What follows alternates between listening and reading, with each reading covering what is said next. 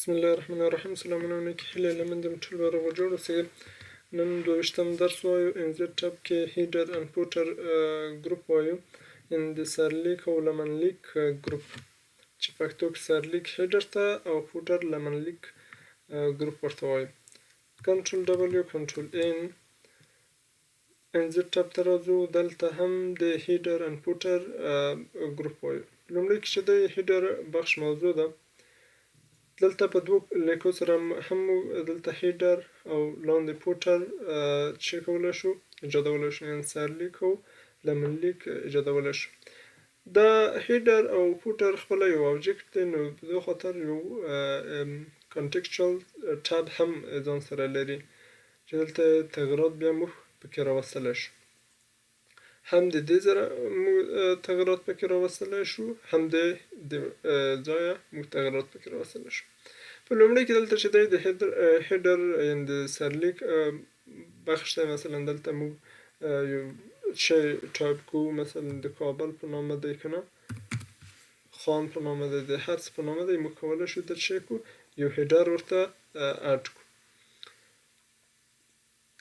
په نور شکلونو مثلا د ټري کالمز په شکل وي، لکه موږ چې لیکو آفر په شکل لکه آفر، یا هم هغه مژده شکل چې موږ ورته وایو، یا زیری په هغې شکل، او هلته هم آفر د سلیکټ کړو آفر په شکل، په دې شکلونو وي، په نور شکلونو وي. موږ کولی شو چې کوم دې شکلونو دلته اډ کړو. نور ډیزاینونه هم لري دلته بیلټ ان دي، خپله چې د مایکروسافت ورډ څخه جوړ شوي دي. موږ کولی شو مثلا په دې شکل یوه موضوع ورته ټاکو د کمپیوټر په نامه،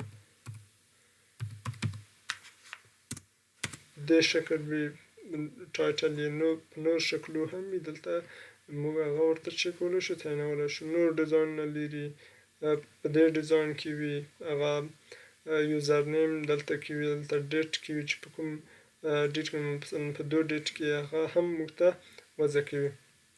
که نور ډیزاینونه هم غواړو هغه ورته تعینولی شو. بل که چیرې موږ نور الیمنټ واخلو په دې شکل وي، یا نور شکلونه هم وي، موږ کولی شو استفاده وکړو. او دلته که چیرې ایډیټ یې کړو، د دو څخه موږ دلته ایډیټ کولی هم شو، تغیرات پکې راوستو. او که چیرې وغواړو ریموو یې کړو دا هیډر، د دو څخه په استفاده موږ دا ریموو کولی هم شو. بل بخش چې دی د فوټر دی، هلته خو سرلیک و، دلته هغه لمنلیک په آخر کې ده. زیاتره نمبر د صفحې بعضې نور شیان دو څخه استفاده کولی شو. دا لاندې راځي، مثلا دلته ښکته تاریخ او صفحه او نور ډیزاینونه هم لري چې د مایکروسافت څخه په واسطه جوړ شوي، دلته لکه په دې شکل وي، په نور شکلونه وي. دو ځای موږ کولی شو هغه ورته تعین کړو. او بل ایډیټ کولی هم شو، تغیرات هم پکې راوستلی شو. او همدارنګه بېرته که د فوټر موږ ریموو کولی شو چې هغه ریموو هم کړو. بل چې دی پیج نمبر دی، چې اول ټاپ اپ پیج که په سر د صفحې کې موږ نمبر د هغو وضع کړو چې څوام نمبر صفحه ده، د دو څخه په استفاده کولی شو. مثلا دلته یا هم بل ډیزاین یې 12 او لومړی پیج دی، دوهم پیج دی، موږ د دو څخه په استفاده ده کولی شو. اما که چیرې وغواړو دلته نور ډیزاینونه هم شته دي. او که چیرې وغواړو چې ښکته د صفحې کې هغه پیج نمبر وي، دو څخه هم په استفاده سره موږ کولی شو. دلته هم ډیزاینونه دي، په دې ډیزاین وي یا هم په دې ډیزاین وي. موږ کولی شو دا زیاتره دغه شکلونه چې دي د سی وي دپاره استفاده کېږي، په هر شکل کولی شو. بل که نور مرجین دي، په دې شکل وي، په نور شکلونه وي، موږ کولی شو هغه د پیج نمبر ورته څه کړو، تعین کړو. او بل کرنټ پوزیشن په دې شکل پوزیشن ولري یا په نور شکلونه ولري، هغه هم موږ دو ځای ورته څه کولی شو، په دې شکل پوزیشن ولري، موږ کولی شو هغه ورته څه کړو، تعین کړو. بل فارمیټ پیج نمبر موږ کولی شو دلته هغه ډیزاینونه ورته تعین کړو، حروف وي فارمیټ یې. او دا چې دی انکلود چپټر، دا د چپټر دپاره استفاده کېږي. مثلا الف او یعنې حروف وي، دلته هم موږ ته ښکاري هغه د الف دوم کنټرول انټر ځوایم چې صفحې زیاتې شي دلته کنټرول انټر چې صفحې زیاتې شي دلته س راغله د س ب هر حرف دلته راځي د څخه په استفاده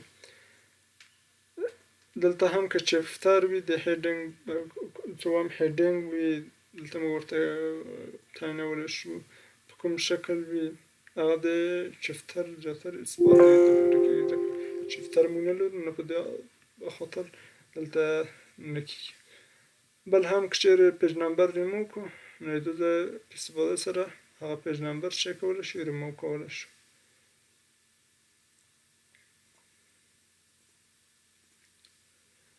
بل چې هم دی د ډیټ او ټایم دی موږ دلته هغه ټایم یا ډیټ هم وضع کولی شو چې هر ځای وغواړو یا فوټر کې یا هیډر کې دلته فوټر کې هم کولی شو د ډیټ ورته وضع کړو که ټایم وي او که ډیټ وي بل د ډاکومنټ انفارمیشن هم دلته مثلا نویسنده څوک دی احمدي دی دلته خو یا نور هغه کوم مخکې موږ ویلو په لومړي درسو کې د ډاکومنټ انفارمیشن هغه ټول موږ ته دلته څه کې وي ټایټل یې د ډاکومنټ موږ کولی شو چې په هر ټایټل ولري یا فوټر یا هیډر کې څه کړو انزرټ کړو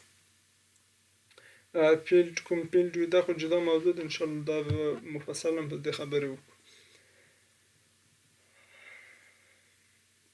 نور کټګورۍ کومنټ کمپنۍ کومه کمپنۍ وي دا په لومړي کې موږ ټول د دې موضوعاتو چې سبجیکټ د ډاکومنټ شه دی ټول دلته وضع کولی شو د څخه په استفاده بل چې دی کویک ټو ټکسټ پاسته د دوه دلته بیرته هغه شان استفاده کوم د فیلډ موضوع دلته بیا راغلی دلته هم پیکچر کولی شو انزرټ کو د طریقې څخه استفاده فوټر هیډر کې که چیرې ورته کوچنی کولی شو هغه ورته څه کړو اډ کړو انزرټ کړو او بل آنلاین پیکچر کوي هم کولی شو که چیرې انټرنیټ ولرو همدارنګه ګو ټو هیډر که چیرې زه په هیډر کې وم دلته هیډر زه انتخابم ته زه کنټرول زد هیډر کې که چیرې زه وم اوس غواړم فوټر ته لاړ شم هم د دې څخه په استفاده ورته هیډر پوزیشنونه چینجولی شم د دې څخه او که چیرې فرست وي او نیکسټ وي د دې څخه په استفاده موږ کولی شو مثلا زده یا ده او طرف او دو طرف ته فرست او نیکسټ طرف ته د دې څخه په استفاده کولی شم او لینک ټو فرست ده هم د لینک زه د که چیرې غواړم لینک ورته جوړ کړم بل هم د دو ډیفرنٹ پیج که چیرې ډېرې صفحې ولرو او موږ غواړو چې لومړۍ صفحه په دغو ډیفرنٹ پیج نمبر وي د دې څخه په استفاده سره یو بله موضوع چې ورته وضع کوو هغه نورې لري هغه د لومړۍ صفحې پیج نمبر ریموو کېږي او بل که different audit even page top or just صفحې موږ کولی شو دغو هیډر چینج کړو او که چیرې دلته ټکسټ ولرو هم مثلا زه لیکم equal rnd که چیرې دا زیات شي دلته موږ کولی شو دا آیا دا موږ ته ښکاره کړو که ښکاره نه کړو د دې زموږ دلته موږ ته ټکسټ ښکاره کړو که ښکاره یې نه کړو دا کولی شو لومړۍ صفحه کې کوم دلته دا به یې دوزه کاپي کوم کنټرول سی دلته به یې هم